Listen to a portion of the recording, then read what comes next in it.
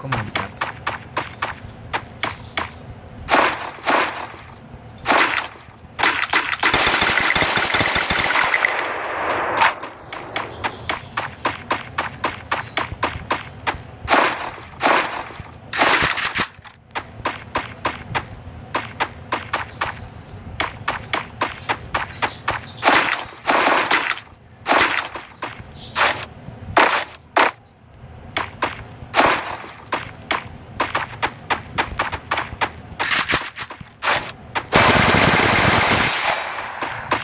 พี่สวยดีครับแตกหนึ่งนะฮะต่ออันนี้แตกหนึ่งแล้วแตกหนึ่งแล้วเย็ดคิด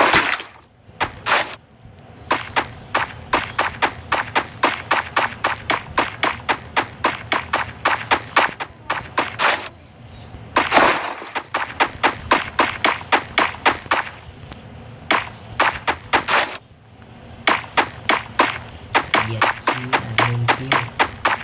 หยิบเสบียงต่อได้เนาะ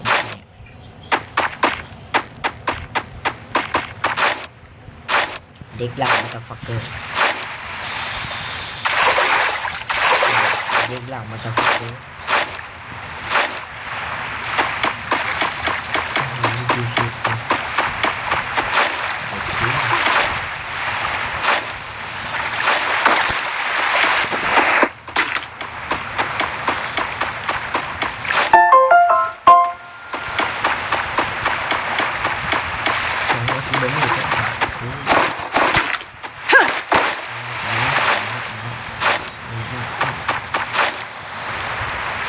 ก็ฉีดไม่ถึงเขา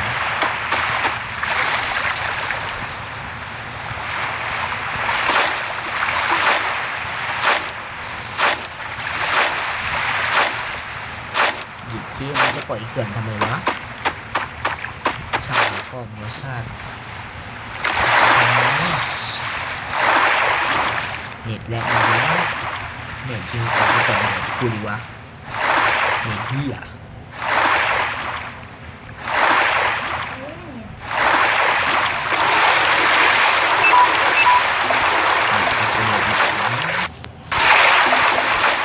ซักดินน้ำก็ได้มันซับให้มันเกาหา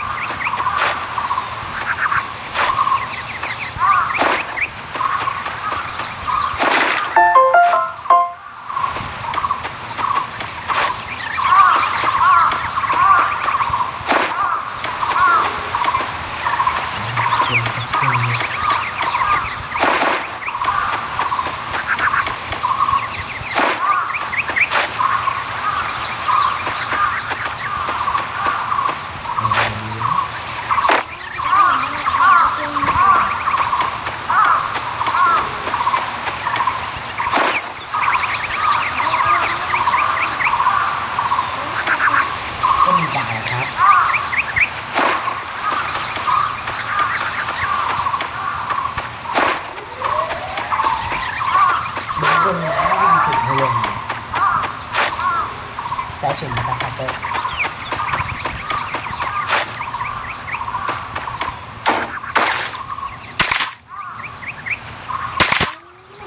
เรื่องนี้ไ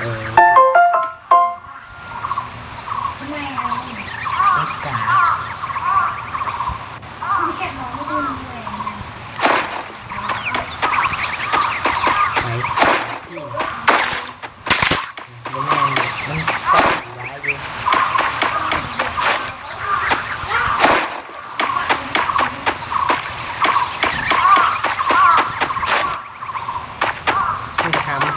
คือลิงเก่งใช่บอกมึงกินเขาแล้วมึงกินขี่เวลามันเด็กทำมากินขี่มันกินขี่แค่ว่าหินเลยกินลิงเก่ง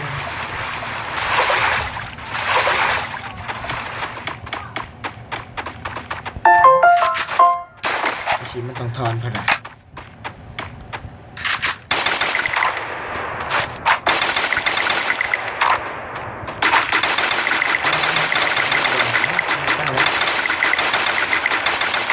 เน็ตแหลกกันเน็ตแหลกเอ้าเข้าได้บาเนี่ยเอ้าดูจะเจอกันเน็ตเอ็นจุดเก่าเอ็นจุดเก่าลูกพ่อได้บานี้เด้อมึงที่ได้ขามันมึง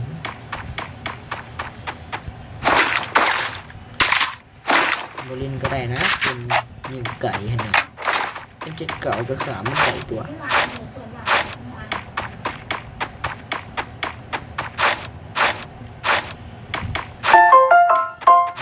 บอกมาตาฝาก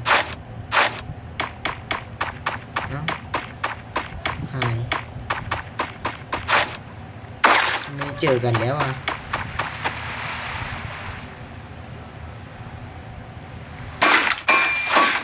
บอกหายไม่ได้เจอแต่กูเดี๋ยวมันต้องอยู่แถวนี้เลยวะไม่ดีกาจังวะเน็ตมันเลยกากจังวะดิกู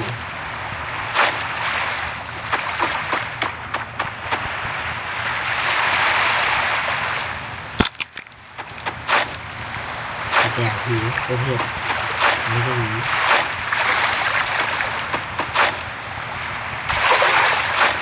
หลอนอาการหลอนเน็ตแหลกหลอนหลอน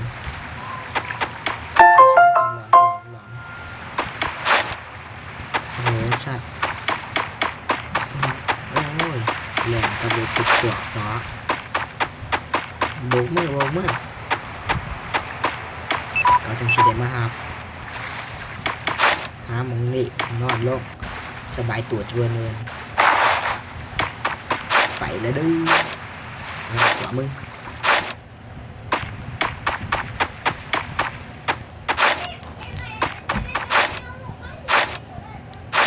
กว่าบุญเปิด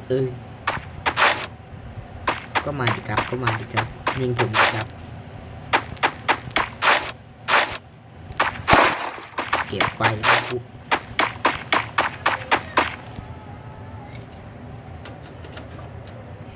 สากก่อนนะบ่ายเสียบดาบนี่ว่าเสียบดาบมันจะฟักเกอร์เท่าไหร่17 บาทเนี่ยเอา17%แล้วเหลือ5%ฉากเข้าไปก็เป็น17นี่แหละคือว่าโทรศัพท์ร้อนจังสีมันต้องร้อน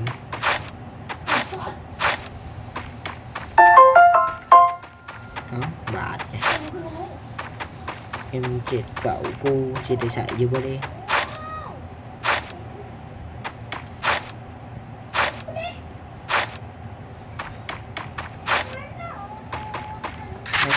กูก็ยิงเล็กก็ได้ยิงถึงใช่ปะเน็ตกากมันจะฟักเกอร์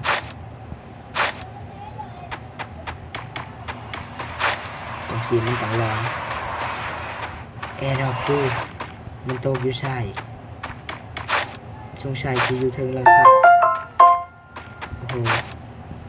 ตกหาพ่อผมจัดอยู่ถึงนี่ก็คือว่าจะมาไหลแอร์ดรอปชักกันหน่อยแม่งเนี่ยยิงเป็นจิตต่อขึ้นไปครับบูม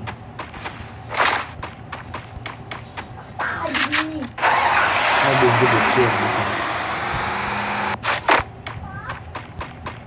เมงทองทองสุดท้ายดีกว่าเนี่ยเนอะว่าไปแหลกเนี่ยมันไปสั่งกล้อง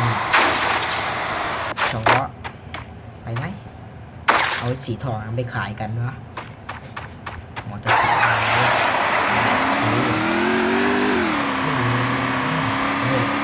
มอเตอร์ไซค์ที่ไปขายมันจะจบก็ไม่ทราบ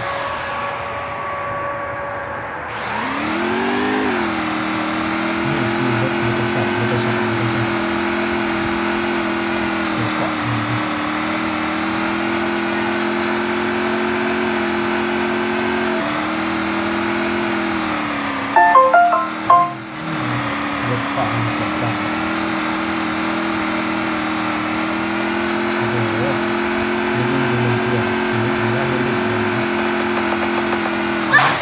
ว่ามึงลงไปกินเนี่ยซะลงไปกินเนี่ยซะดีๆแล้วทำไมมึงตายเลยจังวะ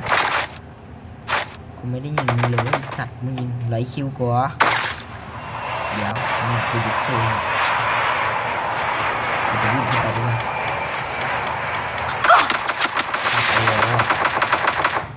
แผนกูนี่แหละไม่มีใครเจ๋งเท่ากูแล้วแผนมาตาฟักเกอร์ลูกกระสุนหมดเหลือทีเดียวยิงทิมดีกว่า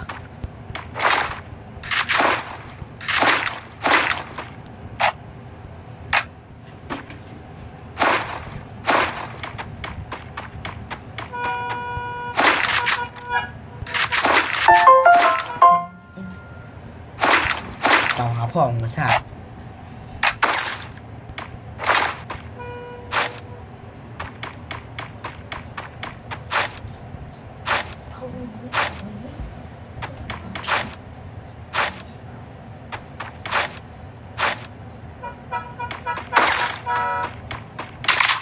เป่าหาพ่อมึงไอ้สัส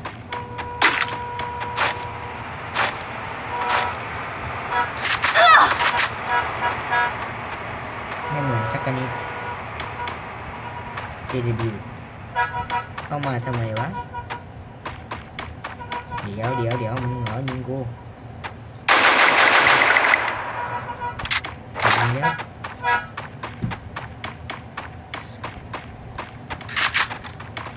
เอามีคำสั่งแล้ว